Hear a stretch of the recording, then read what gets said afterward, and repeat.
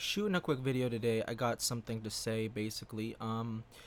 If you don't know, you have a mission in life, and that mission is basically to identify with your soul and not with your ego or your aura or your memories or your vibe or your spirit even.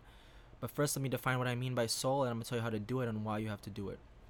So you have to identify with your soul, but what a soul is just that which experiences. So it's not your body that experiences or your mind or anything. It's one unit that's called your soul, and everything else goes streams to that for that thing to experience. So the soul is just the experiencer. Now, why do you have to experience, and how do you do it? Well, how do you do it? It's going to take some effort on your part. You have to disidentify with anything that's temporal or changing.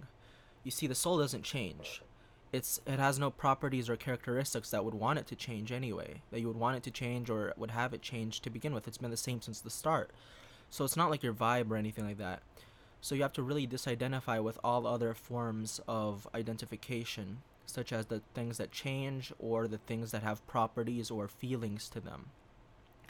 But why do you want to disidentify? Because you can go insane if you don't. There is this rule in spirituality that what you put out, you will receive. Well, it's no different with the soul and the identification, because if you identify with, say, your ego, which is like your vibe or what you like or what you don't like, or you try to put yourself in a box, I'm like this, I'm like that, I'm not like this, I'm not like that. You know what I mean? Like, you have this idea of who you are and you identify with that rather than being identified with the experiencer themselves and not a part of the experience. You will start to think that you are responsible for the actions of others. It only makes sense. It's a two-way road with everything in life. So if you identify with something that is the experience, you will be responsible for the experience around you. If you identify only with your soul, then you are only responsible for your own actions. And that's the key to stay sane. It's to identify with the soul, the experiencer, and not with the experience, which is the ego. I hope this video makes sense. Save yourself. Don't go insane. Don't try to identify with anything other than the experiencer, which is your soul, your bare foundation. It was the floor that everything that you are and know and experienced built on top of. It is your foundation. So,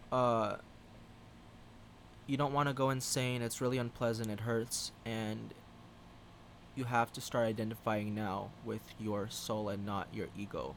Or else you will feel responsible for the actions of others, including people you've never met, tragedies that you see on TV, also, things that other people do around you. You will literally feel like you're responsible. That's why people go mad. It's because they're in identification with their ego. And I'm not perfect. I'm still working on identifying with my soul, but at least I know what is going on now compared to somebody who doesn't know what's going on. So I hope this video has made sense.